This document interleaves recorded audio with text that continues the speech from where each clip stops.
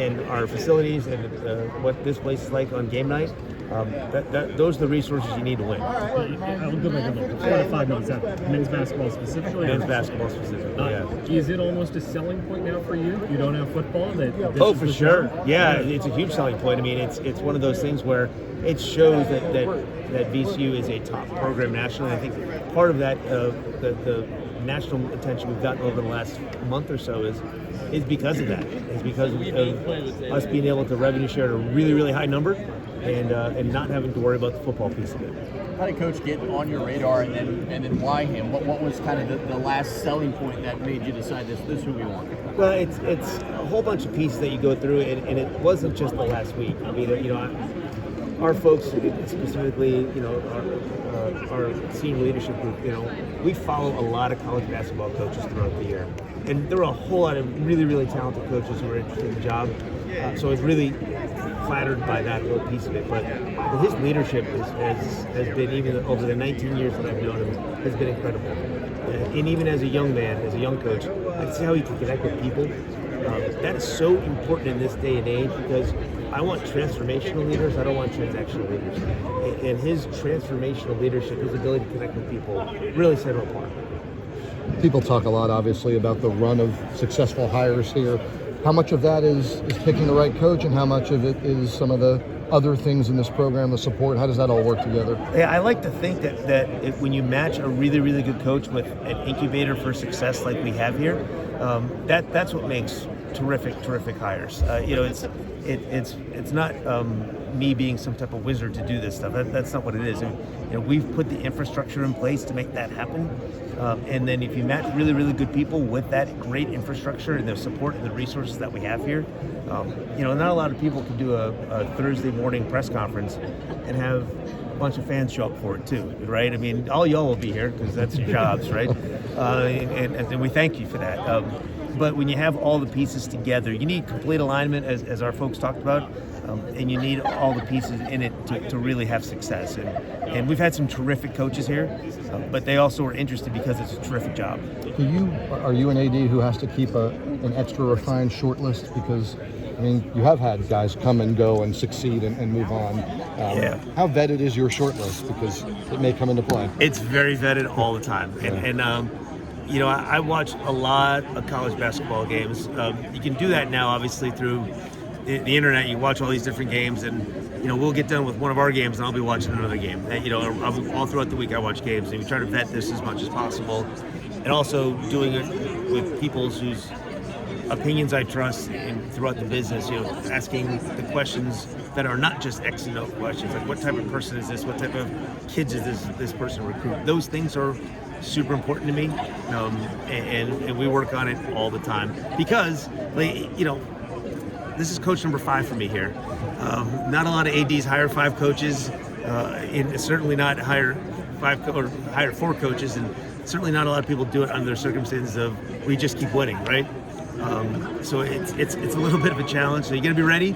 I hope Coach Martelli stays here a long time, but if he has so much success that someone comes and pays him a ridiculous amount of money to go be their new head coach, I'm going to do the same thing I did with Coach Odom last week. Hug him and tell him I love him and wish him all the best. We are still going to keep the clause in the contract that they have to come back and play us no matter what.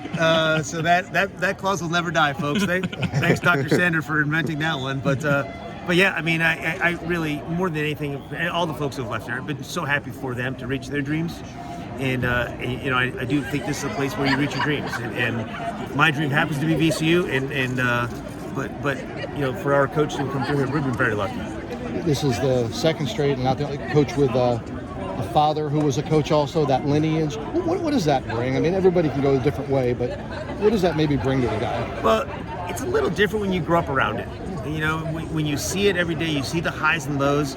Our fans, who are awesome, they see the product that's out here for 2 hours a night. When you've lived it every day, when you've seen the ups and downs, I say all the time, people talk about the drama in sports. The drama during the games is 1/1 millionth of the drama you go through every day. So like when you've grown up in the building, you've grown up around student athletes, you know what good role models, good student athletes should look like. Those things are a world of difference. And you know, I do think it's important if you've grown up around it, but you've had to grind rather than be given everything because of your name. Coach Odom had to grind. Coach Martelli's had to grind. Those things are really, really important. You know, it's just another thing where you've obviously been given great mentorship in your with your parents. If you knew you had to go to a low level and work your way up, you know, if you didn't expect to just walk into your first job be an Atlantic 10 assistant because your dad's a head coach, like that's very different than when you go to have to work at Niagara University. I only know because I've worked there for 6 years. You know, up in the stretches by Canada. Or to Canada, I should say. Like, you know, I mean, that's hard. That's hard to do. And so, like, if you had to grind, if you had to really kind of understand it, that's what's important. You made a point. He made a point. I think everybody on that stage made a point of pointing to the current team. What do you think your odds are? I think you were talking about this when I walked up, of retaining those guys. I think that the best chance we were going to give ourselves of retaining this group is hire a really, really good person. Someone who's going to have relationships that are deep and authentic, and you know, treat basketball like something that they do, not who they are. You know, basketball is just something that these guys do. That's all. That's what it really is.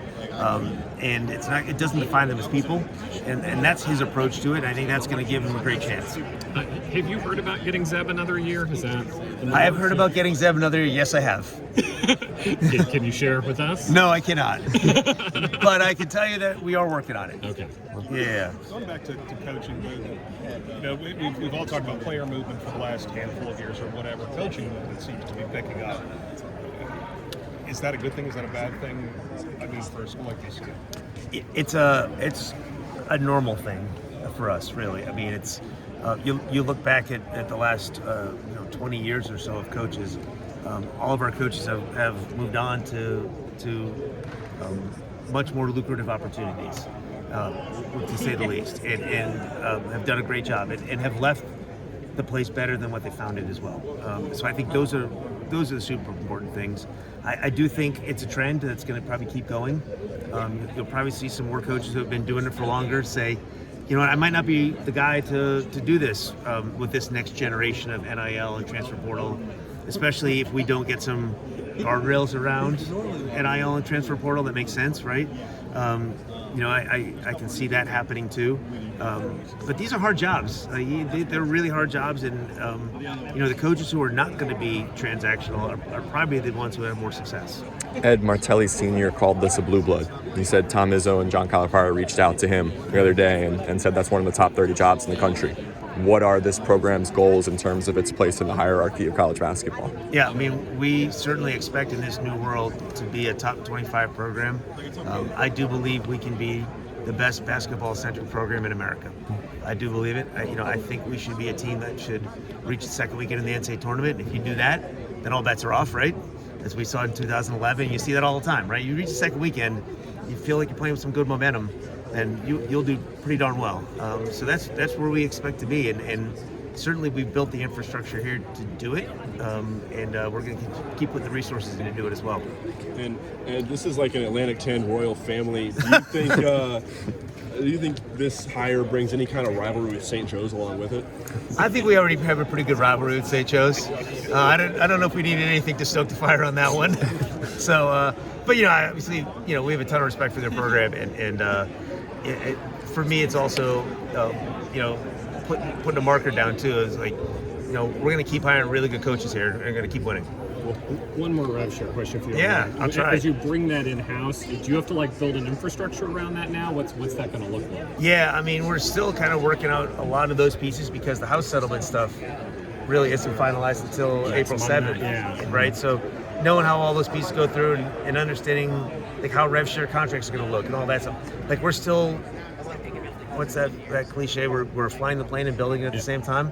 I think we, along with 360 other Division I schools, are flying the plane and building it at the same time. Good luck with that. You were talking about getting to the second weekend of the NCAA tournament. What do you think VCU has to do that and then keep the coach afterwards?